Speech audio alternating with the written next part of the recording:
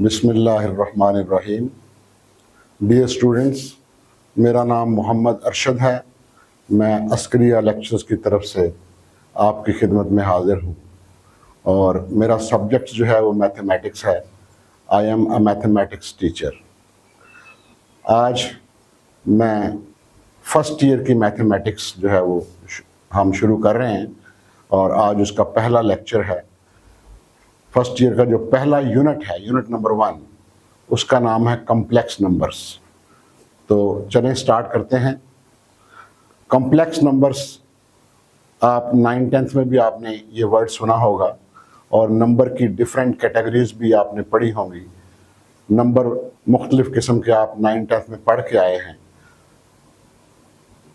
2 तरह के नंबर दुनिया में एग्जिस्ट करते हैं, एक रियल नंबर्स और दूसरे कॉम्प्लेक्स नंबर्स। रियल नंबर से आप पहले फेमिलियर हैं, आप जानते हैं कि रियल नंबर्स क्या होते हैं। आज मैं आपको कॉम्प्लेक्स नंबर्स के हवाले से जो है वो कुछ बताऊंगा और एक्सरसाइज शुरू करने से पहले हम कॉम्प्लेक्स नंबर का थोड़ा इंट्रोडक्शन करेंगे। तो देखो बच्चों, सबसे पहले हम देखेंगे कॉम्प्लेक्स नंबर की डेफिनेशन क्या है। Complex number, the numbers of the form x plus iota y are called complex numbers। Complex number वो नंबर्स होते हैं जो इस फॉर्म में लिखे जा सकें, x plus iota y की फॉर्म में। इस फॉर्म का मतलब ये है कि हर वो नंबर जिसमें आयोटा एग्जिस्ट करेगा, हर वो नंबर जिसमें आयोटा एग्जिस्ट करेगा उस नंबर को आप कॉम्प्लेक्स नंबर कहेंगे, और हर वो नंबर जिसमें आयोटा एग्जिस्ट नहीं करेगा उसको आप रियल नंबर कहेंगे। रियल नंबर और कॉम्प्लेक्स नंबर में यही फर्क है। ऐसे नंबर्स जिनमें आयोटा नहीं आता, जिनमें आयोटा एग्जिस्ट नहीं करता, वो रियल नंबर्स हैं, और वो नंबर जिनमें आयोटा एग्जिस्ट करता है उनको आप जो है वो कॉम्प्लेक्स नंबर कहते हैं। अब आयोटा क्या है? आयोटा आपने पिछली क्लास में पढ़ा होगा। आयोटा की वैल्यू होती है -1 अंडर रूट -1। तो मतलब कहने का ये है, जिस नंबर में अंडर रूट -1 आ जाएगा यानी आयोटा आ जाएगा वो कॉम्प्लेक्स है, और जिस नंबर में अंडर रूट के नीचे माइनस नहीं आता वो रियल है। जिस नंबर में अंडर रूट के नीचे माइनस आ जाए यानी आयोटा आ जाए वो कॉम्प्लेक्स है, और जिसमें अंडर रूट के नीचे माइनस नहीं आता वो रियल है। एक और तरह से भी हम दोनों नंबर्स के दरमियान फर्क को वाजे कर सकते हैं। कॉम्प्लेक्स और रियल के दरमियान डिफरेंस जो है एक और तरीके से भी बता सकते हैं। हर वो नंबर जिसका स्क्वायर लेने से आंसर पॉजिटिव आए, जैसे आप 2 का स्क्वायर ले लें, आंसर 4 आएगा, तो 2 इज द रियल नंबर। आप -2 का स्क्वायर ले लें तब भी आंसर 4 आएगा यानी पॉजिटिव आएगा, तो -2 is also a real number. आप 3 का स्क्वायर ले लें, आंसर आएगा +9। आप -3 का स्क्वायर ले लें फिर भी आंसर आएगा +9। तो ये तमाम ऐसे नंबर्स हैं जिनके स्क्वायर का आंसर पॉजिटिव आता है। तो ऐसे नंबर जिनका स्क्वायर ले लिया जाए और आंसर पॉजिटिव आए, दोबारा सुन लें, ऐसे नंबर्स जिनका स्क्वायर ले लिया जाए आंसर पॉजिटिव आए, ऐसे नंबर को कहते हैं रियल नंबर्स। लेकिन ऑन द अदर हैंड, वो नंबर जिनका स्क्वायर लेने से आंसर नेगेटिव आए, जैसे -2 अंडर रूट है, अब अगर आप स्क्वायर ले लें तो स्क्वायर और अंडर रूट कैंसिल हो जाएगा, आंसर नेगेटिव आएगा -2। जैसे अंडर रूट -3 है, इसका आप स्क्वायर ले लें, आंसर आएगा -3। स्क्वायर और अंडर रूट कैंसिल हो जाएंगे, आंसर नेगेटिव आएगा, स्क्वायर का आंसर नेगेटिव आएगा। तो ये वाले जो नंबर हैं जिनके स्क्वायर का आंसर नेगेटिव आए, ऐसे नंबर को आप कहते हैं कॉम्प्लेक्स नंबर या इमेजिनरी नंबर भी इनको कहते हैं, कॉम्प्लेक्स नंबर या इमेजिनरी नंबर। तो 2 तरह से आप डिफरेंस अपने जहन में रखें। एक तो वो नंबर जिसमें आयोटा आ जाए वो कॉम्प्लेक्स नंबर है, और जिसमें आयोटा नहीं आए वो रियल नंबर है। या वो नंबर जिसमें अंडर रूट के नीचे माइनस आ जाए वो भी कॉम्प्लेक्स नंबर है, या जिसमें अंडर रूट के नीचे -1 ना आए वो रियल नंबर है। और दूसरा, दोनों के दरमियान डिफरेंस बताने का ये तरीका है कि ऐसा नंबर जिसका स्क्वायर लेने से जिसके स्क्वायर का आंसर पॉजिटिव आए वो वाला नंबर रियल होगा, और ऐसा नंबर जिसके स्क्वायर का आंसर नेगेटिव आए वो वाला नंबर कॉम्प्लेक्स नंबर होगा। तो ये कॉम्प्लेक्स नंबर की डेफिनेशन है। अब कॉम्प्लेक्स नंबर को रिप्रेजेंट करने के दो तरीके हैं। पहले एक और बात नोट कर लें, आमतौर पे हम कॉम्प्लेक्स नंबर को Z से डिनोट करते हैं। यूजुअली आपकी जो बुक में है इसमें भी तमाम कॉम्प्लेक्स नंबर को Z से डिनोट किया होगा। तो Z equal to x plus iota y। अब हर कॉम्प्लेक्स नंबर के दो पार्ट्स होते हैं, ये भी ध्यान में रखें। एक वो पार्ट होगा जिसमें अयोटा नहीं है, और दूसरा वो पार्ट होगा जिसके साथ अयोटा लिखा हुआ है। जिस पार्ट में अयोटा नहीं है उसको कहते हैं real part of complex number, और जिस पार्ट के साथ अयोटा लिखा हुआ है उसको आप कहेंगे imaginary part of complex number. तो हर कॉम्प्लेक्स नंबर के दो पार्ट्स होंगे, एक रियल पार्ट, दूसरा इमेजिनरी पार्ट। जब भी कोई आपसे पूछे कि रियल पार्ट कौन सा होगा, तो आपने बताना है कि कॉम्प्लेक्स नंबर का वो हिस्सा जिसमें अयोटा नहीं होगा वो रियल पार्ट है, और कॉम्प्लेक्स नंबर का वो हिस्सा जिसके साथ अयोटा आएगा वो आपका इमेजिनरी पार्ट है। और एक और बात नोट करनी है, बहुत सारे स्टूडेंट्स जो गलती करते हैं वो इमेजिनरी पार्ट में अयोटा भी साथ लिख देते हैं। इमेजिनरी पार्ट में कभी भी अयोटा साथ नहीं आएगा। अयोटा के साथ जो नंबर मल्टीप्लाई हो रहा है, जैसे इधर देखें, अयोटा के साथ कौन सा नंबर मल्टीप्लाई हो रहा है? y। तो y इमेजिनरी पार्ट है, अयोटा y इमेजिनरी पार्ट नहीं है। जब आपने अलग से इमेजिनरी पार्ट लिखना है तो इमेजिनरी पार्ट में सिर्फ आप y लिखेंगे, साथ अयोटा नहीं लिखेंगे। अगर आपने अयोटा y लिख दिया इमेजिनरी पार्ट में तो आपका क्वेश्चन या आंसर गलत हो जाएगा। इसलिए जब भी रियल और पार्ट को अलग अलग लिखना है तो रियल पार्ट में तो अयोटा है ही नहीं, जिसमें अयोटा नहीं है जिस हिस्से में, वो आप रियल पार्ट लिख देंगे। और जो अयोटा के साथ मल्टीप्लाई हो रहा है, दोबारा सुन ले, अयोटा के साथ मल्टीप्लाई हो रहा है। मैं बार बार इस बात पे जोर दे रहा हूं क्योंकि ज्यादा गलती, ज्यादा मिस्टेक यहीं पे होती है। लोग स्टूडेंट जो हैं वो इमेजिनरी पार्ट में अयोटा भी साथ लिख देते हैं। तो जब भी आपने इमेजिनरी पार्ट लिखना है तो अयोटा साथ नहीं लिखना, सिर्फ अयोटा के साथ जो नंबर मल्टीप्लाई हो रहा होगा। जैसे अयोटा y है तो इमेजिनरी पार्ट सिर्फ y होगा, अयोटा उसमें शामिल नहीं है। तो कॉम्प्लेक्स नंबर को लिखने का एक तो ये तरीका है, z equal to x plus iota y। Iota की फॉर्म में अगर लिखना है तो ये तरीका है। दूसरा तरीका कॉम्प्लेक्स नंबर को लिखने का एक ये भी है, ऑर्डर्ड पेयर की शक्ल में। ऑर्डर्ड पेयर में हमेशा पहले रियल पार्ट लिखा जाएगा और बाद में हमेशा इमेजिनरी पार्ट लिखा जाएगा। जैसे मैं एक एग्जांपल देता हूं, अगर ये उसने एक नंबर बताया हुआ है 2, ऑर्डर्ड पेयर, तो ये भी एक कॉम्प्लेक्स नंबर है। इसका रियल पार्ट कौन सा है? 2। इसका इमेजिनरी पार्ट कौन सा है? -3। अगर आप इसको वापस उसमें अयोटा वाली फॉर्म में लिखना चाहें तो आप इसको लिखेंगे 2 - 3 अयोटा, इमेजिनरी पार्ट के साथ अयोटा लिख देंगे। तो अगर अयोटा वाली फॉर्म हो तो ऑर्डर्ड पेयर बनाया जा सकता है, और अगर ऑर्डर्ड पेयर वाली फॉर्म हो तो अयोटा वाली फॉर्म बनाई जा सकती है। तो कॉम्प्लेक्स नंबर को लिखने के ये दो मेथड्स हैं। एक तो अयोटा वाली फॉर्म है z equal to x plus iota y, दूसरा ऑर्डर्ड फॉर्म है ऑर्डर्ड पेयर की शक्ल में। जब भी कोई ऑर्डर्ड पेयर आपको नजर आएगा उस ऑर्डर्ड पेयर का पहला नंबर हमेशा real part of complex number होगा और दूसरा नंबर हमेशा इमेजिनरी पार्ट होगा। जो पहला नंबर होगा वो रियल पार्ट को रिप्रेजेंट करेगा, जो दूसरा नंबर होगा वो इमेजिनरी पार्ट को रिप्रेजेंट करेगा। तो ये कॉम्प्लेक्स नंबर की डेफिनेशन थी, और कॉम्प्लेक्स और रियल में डिफरेंस क्या होता है उसके बारे में मैंने आपको बताया।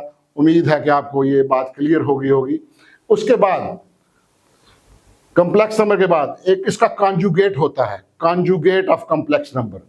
वो कैसे बनता है? जब आप कॉम्प्लेक्स नंबर को z से डिनोट करते हैं तो आप कॉन्जुगेट को z बार से डिनोट करेंगे, z बार से। कॉन्जुगेट बनता कैसे है ये मैंने लिखा, conjugate of any complex number is obtained by interchanging the sign, by interchanging the sign of iota. अगर आप अयोटा का साइन चेंज कर देंगे, अयोटा का साइन चेंज कर देंगे, साइन चेंज का मतलब अगर अयोटा का साइन पॉजिटिव है तो नेगेटिव बना दें, अगर नेगेटिव है तो पॉजिटिव बना दें, तो आपके पास जो नया कॉम्प्लेक्स नंबर होगा वो पहले वाले का कॉन्जुगेट कहलाएगा और उसको z बार से डिनोट करेंगे। यहां देखें मैंने कॉम्प्लेक्स नंबर को डिनोट किया था z equal to x plus iota y। जब मैंने इसका कॉन्जुगेट लिया तो मैंने अयोटा का साइन चेंज कर दिया। अब जो कॉन्जुगेट होगा वो होगा z bar equal to x minus iota y। तो ये बात याद रखनी है कि जब भी आप किसी कॉम्प्लेक्स नंबर का कॉन्जुगेट लेना होगा तो आप अयोटा का साइन चेंज करेंगे, सिर्फ अयोटा का साइन चेंज करेंगे, बाकी सारे के सारी चीजें एज इट इज रहेंगी, सिर्फ अयोटा का साइन चेंज करेंगे। अयोटा का साइन चेंज करने के बाद जो नया कॉम्प्लेक्स नंबर बनेगा वो पहले वाले का कॉन्जुगेट होगा। इसके बाद कॉम्प्लेक्स नंबर के हवाले से एक और डेफिनेशन हम देखते हैं, वो है magnitude of complex number. Magnitude of complex number या फिर मॉडुलस भी इसको कहते हैं, modulus of complex number. Complex number की मैग्नीट्यूड या कॉम्प्लेक्स नंबर का मॉडुलस। आपके पास कोई भी कॉम्प्लेक्स नंबर है, आप उसको ग्राफ के ऊपर पहले रिप्रेजेंट करें। ये देखें, ये मेरे पास एक कॉम्प्लेक्स नंबर है, let z equal to 2 plus 3 iota. ये कॉम्प्लेक्स नंबर है, इसमें 2 इसका रियल पार्ट है और 3 इसका इमेजिनरी पार्ट है। आप इस कॉम्प्लेक्स नंबर को 2,3 भी लिख सकते हैं ऑर्डर्ड पेयर की फॉर्म में। इस ऑर्डर्ड पेयर को अगर आप ग्राफ के ऊपर शो करें तो ये x एक्सिस और ये y एक्सिस है। इसका जो पहला कोऑर्डिनेट x कोऑर्डिनेट जो है वो 2 है, जो इसका रियल पार्ट भी है। तो इसका मतलब x एक्सिस की तरफ आप 2 यूनिट काउंट करेंगे, x एक्सिस की तरफ हम 2 यूनिट यहां पहुंच जाएंगे और y एक्सिस की तरफ आप 3 यूनिट जाएंगे, तो y भी पॉजिटिव है। आप पिछली क्लास में पढ़ चुके हैं, यहां दोनों x और y पहले क्वाड्रेंट में पॉजिटिव होते हैं। मैं लिख देता हूं, यहां x और y दोनों पॉजिटिव होते हैं, यहां x नेगेटिव होता है, y पॉजिटिव होता है। ये तीसरा क्वाड्रेंट है, यहां x और y दोनों नेगेटिव होते हैं। ये फोर्थ क्वाड्रेंट है, यहां x पॉजिटिव होता है, y नेगेटिव होता है। तो अब आपको ये ऑर्डर्ड पेयर लोकेट करने में आसानी होगी। साइंस को देख के आप बता सकते हैं कि ऑर्डर्ड पेयर किस क्वाड्रेंट में आएगा। तो देखिए ये ऑर्डर्ड पेयर के दोनों कोऑर्डिनेट पॉजिटिव हैं, यानी x भी पॉजिटिव है, y भी पॉजिटिव है। तो आपका जो नंबर होगा वो पहले क्वाड्रेंट में आएगा। तो x एक्सिस की तरफ आप 2 यूनिट और y एक्सिस की तरफ 3 यूनिट चलेंगे तो यहां आप पहुंच जाएंगे। ये पॉइंट है आपका 2, 3 और यही आपके कॉम्प्लेक्स नंबर को रिप्रेजेंट करता है। ये जो पॉइंट है ये इस कॉम्प्लेक्स नंबर को रिप्रेजेंट कर रहा है, 2, 3 को या 2 प्लस 3 अयोटा को। तो हमने देखना कि मैग्नीट्यूड क्या है।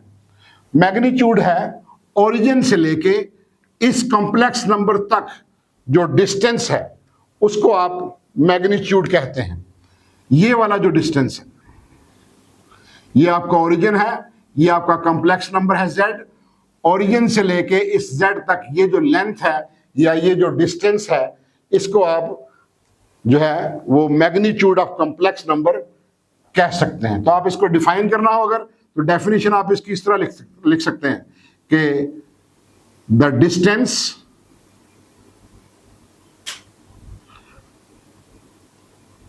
Of complex number from origin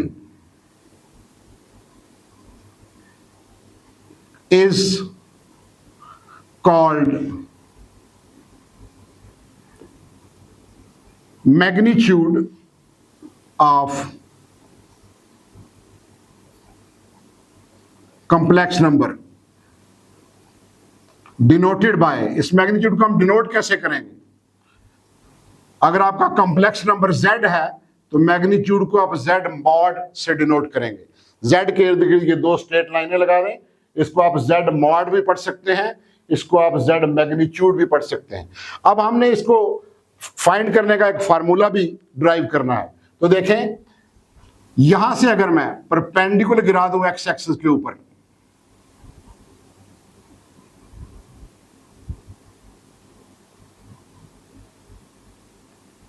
ये एक्स एक्सिस के ऊपर परपेंडिकुलर गिरा दूं, इसका कोई नाम रख लें जहां पे ये परपेंडिकुलर एक्स एक्सिस को मिलता है, फर्ज करें वो पॉइंट ए है। तो अब ये एक राइट ट्रायंगल बन गई, O A Z, this is a right triangle O A G. आपने इसमें से ओ जेड निकालना है। ओ जेड इसका हाइपोटेन्यूज बनता है। आप पाइथागोरस थ्योरम लगाएं,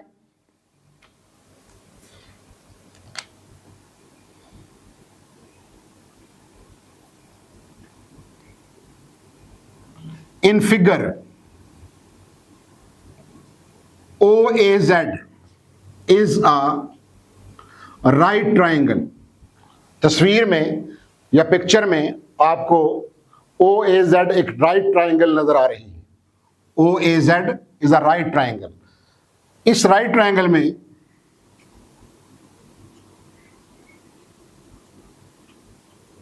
पाइथागोरस थ्योरम अप्लाई करें। By Pythagoras theorem, Pythagoras theorem क्या होता है? हाइपोटेन्यूज का स्क्वायर इक्वल टू परपेंडिकुलर का स्क्वायर प्लस बेस का स्क्वायर। इस राइट ट्रायंगल में हाइपोटेन्यूज है ओ जेड, तो ओ जेड का स्क्वायर इक्वल टू परपेंडिकुलर है ए जेड का स्क्वायर प्लस बेस है ओ ए का स्क्वायर। ये जो ओ ए था, ये वाला ओ ए, ये इसका एक्स कोऑर्डिनेट था। ये जो ए जेड था, ये आपके कॉम्प्लेक्स नंबर का वाई कोऑर्डिनेट था। तो ओ ए की जगह आप एक्स भी लिख सकते हैं और ए जेड की जगह आप वाई भी लिख सकते हैं।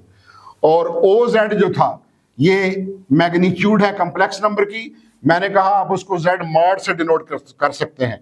तो इस तरह आपके पास जो जेड मॉड का फार्मूला है, z mod square equal to a z, ये क्या था?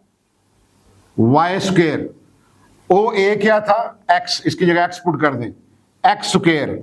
इधर जेड मॉड का स्क्वायर है। स्क्वायर को खत्म करने के लिए दोनों तरफ का अंडर रूट ले लें, तो आपके पास जेड मॉड का फार्मूला आ जाएगा x square plus y square under root.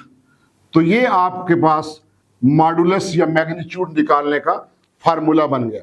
अब जब भी आपने किसी कॉम्प्लेक्स नंबर की मैग्नीट्यूड फाइंड करनी होगी, तो आप ये वाला फार्मूला यूज करेंगे, x square plus y square. इस फार्मूले को मैं थोड़ी और डिटेल के साथ भी इधर लिख देता हूं साइड पे। Z mod equal to, x था रियल पार्ट ऑफ जेड, इसका स्क्वायर, वाई था इमेजिनरी पार्ट ऑफ जेड, इसका भी स्क्वायर और ऊपर अंडर रूट, या फिर z mod equal to x square plus y square under root. बात एक ही है, एक्स को कहते हैं real part of z, y को कहते हैं इमेजिनरी पार्ट ऑफ जेड। तो ये बच्चों कॉम्प्लेक्स नंबर का थोड़ा इंट्रोडक्शन था। आज पहले दिन इतना ही काफ़ी है। तो नेक्स्ट लेक्चर में हम अपनी एक्सरसाइज शुरू करेंगे। थैंक यू वेरी मच, बहुत शुक्रिया।